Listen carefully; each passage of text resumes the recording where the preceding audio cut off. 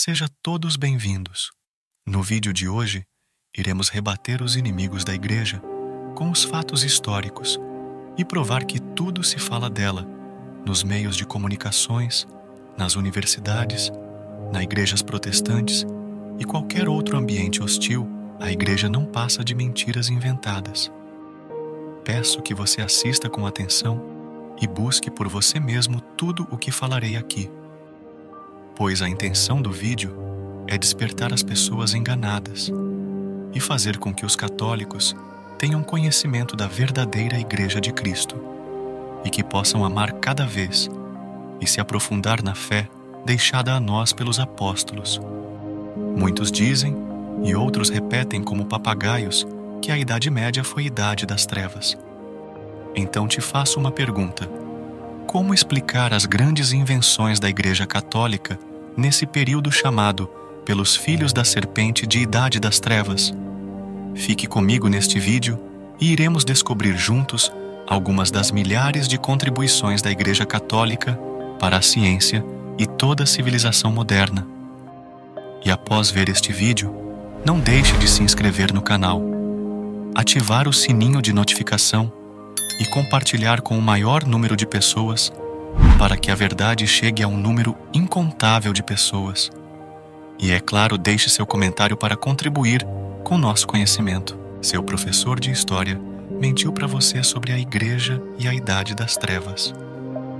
Thomas Woods, detentor de um doutorado em História pela Universidade de Harvard, nos Estados Unidos, expressou em um de seus trabalhos que, de forma muito além da compreensão contemporânea, a Igreja Católica exerceu influência na formação da estrutura civilizacional em que estamos imersos e o tipo de pessoas que somos. Embora os livros-textos típicos das universidades não digam isto, a Igreja Católica desempenhou um papel fundamental na edificação da sociedade ocidental.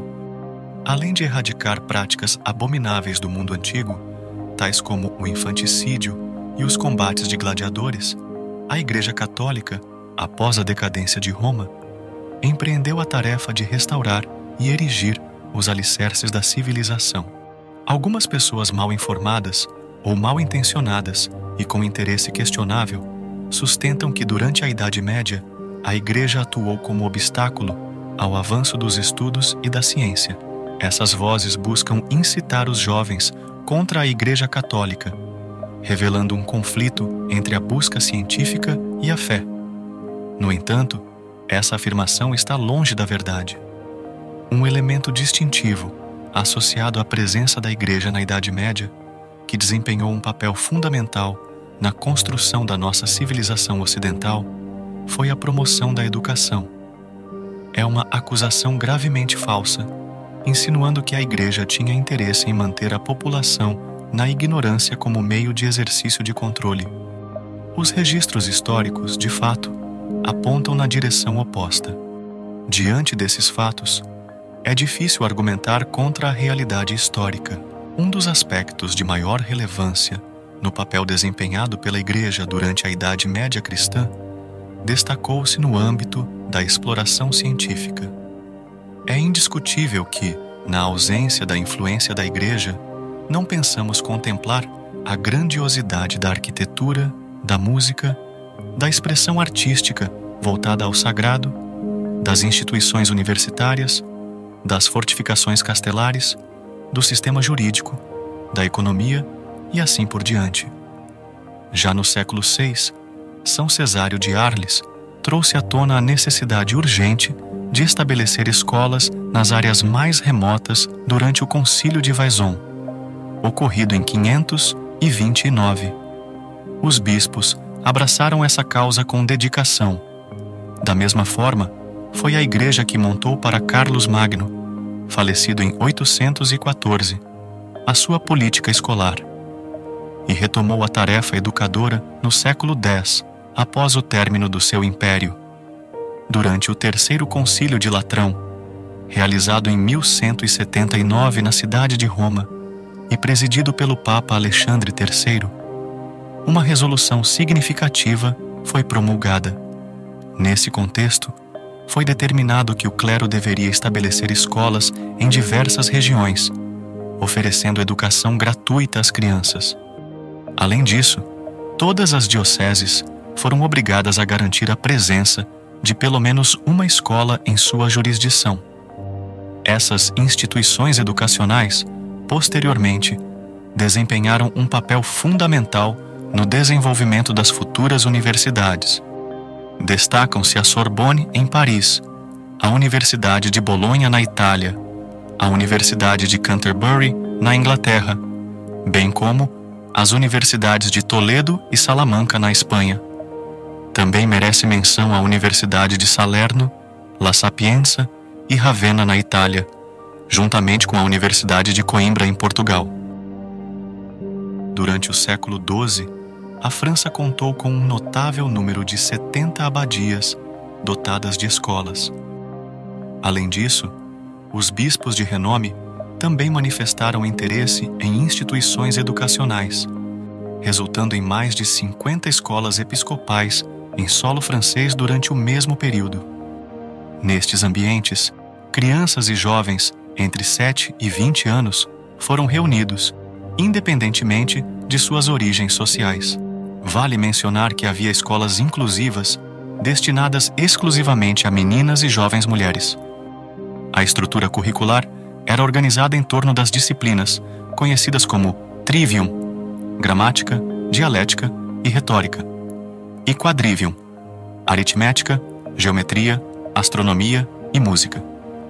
No entanto, um destacado pedagogo da época, Thierry de Chartres, argumentou que o trivium e o quadrivium eram meros meios para um fim maior: nutrir a verdade e a sabedoria nas almas. Além das matérias tradicionais, algumas escolas oferecem ensinamentos técnicos, como o manuseio de metais preciosos como ouro, prata e cobre. Conforme o tempo avançava, começamos a emergir áreas de especialização em diferentes localidades. Por exemplo, Chartres se destacou nas letras, Paris no campo da teologia, Bolonha nas questões jurídicas e Salerno, juntamente com Montpellier, na medicina. Durante o Terceiro Concílio Geral de Latrão, foi ratificado o seguinte cânone: a Igreja, atuando como uma mãe compassiva, libera a responsabilidade de cuidar dos necessitados, especialmente aqueles que, devido à falta de recursos de seus pais, enfrentam dificuldades para acessar a educação e o avanço nos estudos e nas ciências. Por isso, decretamos que em todas as catedrais eclesiásticas seja estabelecido um benefício adequado para um mestre, cuja missão seja ministrar instrução gratuita aos clérigos dessa igreja e a todos os alunos pobres.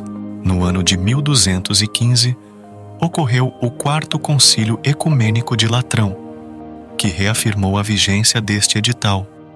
No século VIII, o bispo Teodulfo de Orleans distribuiu o seguinte mandato: os clérigos devem estabelecer escolas nas aldeias e regiões rurais.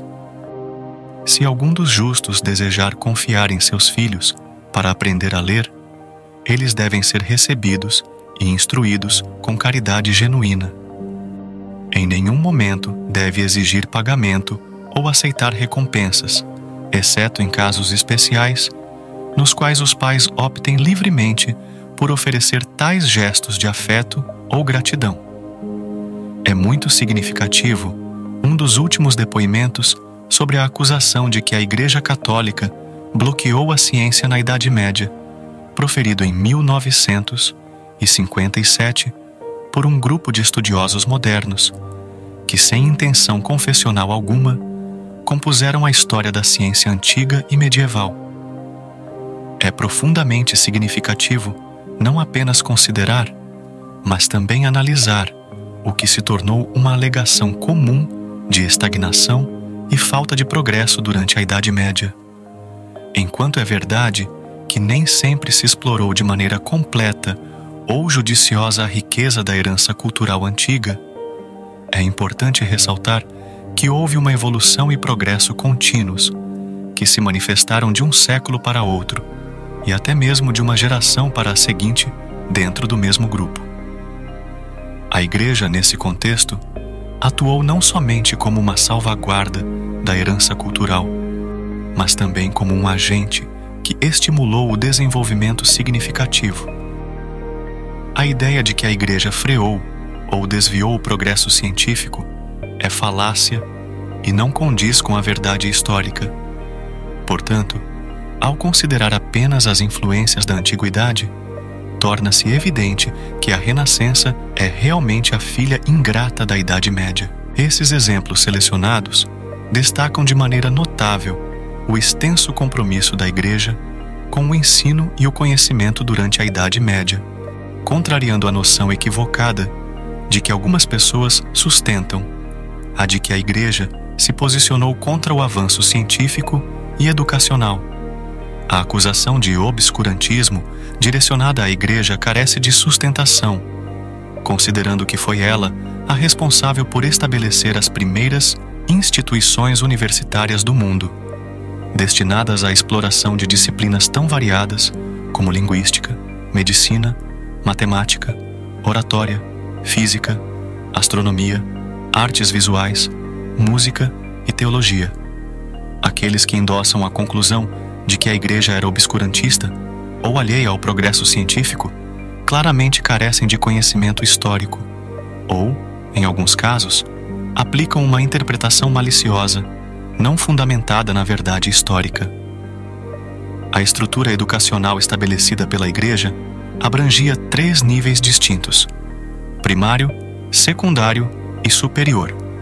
Nas bases encontravam-se as chamadas escolas paroquiais, que eram referidas como pequenas escolas. No patamar mais elevado, surgiam as escolas monásticas e as escolas ligadas a catedrais e capítulos, representando o nível secundário de ensino. Durante um intervalo de 7 a 20 anos, crianças e jovens de diversas origens foram admitidos nesses estabelecimentos educacionais, destacando-se a ausência de discriminação de classes sociais. A Abadia de Argenteuil é um exemplo notável nesse contexto. Lá, os alunos eram instruídos em diversos campos, como as Sagradas Escrituras, literatura, medicina e até cirurgia. Além disso, línguas como o grego e o hebraico eram ensinadas, com Abelardo contribuindo para o ensino dessas disciplinas. De maneira geral, as pequenas escolas ofereceram uma ampla gama de ensinamentos aos alunos, incluindo música e teologia, preparando-os para ingresso nas universidades. Muitas dessas instituições também forneciam instruções sobre habilidades técnicas específicas. Os estudantes mais talentosos tinham a oportunidade de obrigação para a universidade, escolhendo caminhos de acordo com suas preferências. Paris, em particular, atraiu um grande número de estudantes, uma vez que lá era possível estudar as artes liberais e a teologia. Estudantes de toda a Europa, vindos da Alemanha, Itália, Inglaterra, Dinamarca e Noruega, convergiam para Paris. Esse interesse criava um ambiente verdadeiramente universal de aprendizagem. No contexto da ciência medieval, é crucial considerar que os cientistas da época não dispunham dos avanços tecnológicos que possuímos atualmente para conduzir experimentos e pesquisas precisas. Devido a essa limitação, a ciência medieval incorria em equívocos.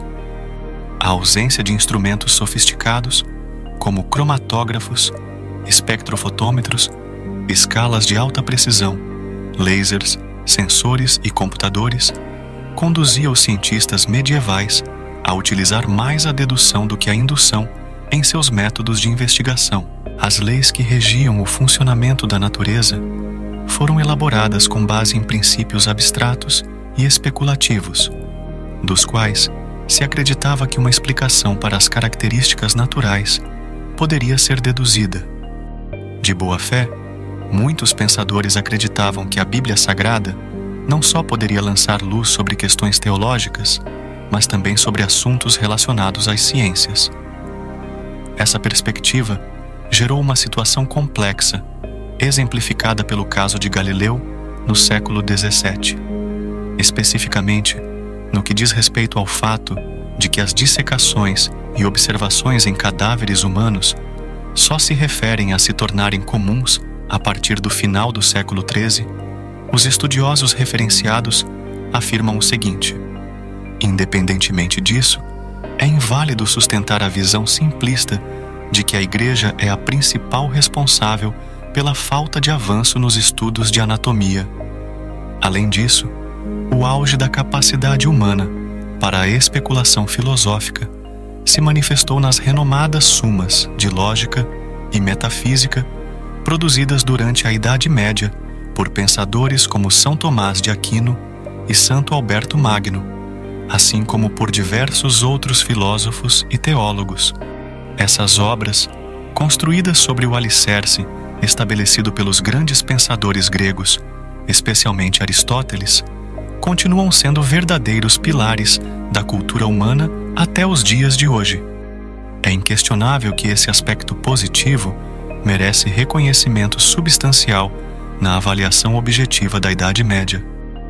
Para finalizar, surge uma pergunta fundamental: como pode um professor mal informado ou mal intencionado afirmar que a Igreja Católica manteve o povo nas trevas da ignorância na Idade Média? Como é possível que uma história seja tão manipulada e distorcida para servir a interesses ideológicos enraizados no anticatolicismo laicista? Portanto, proclamar que a Igreja tenha, de alguma forma, impedido ou obstruído o progresso científico ou qualquer outro tipo de progresso, seja ele cultural, moral, democrático, é, no mínimo, uma demonstração de covardia intelectual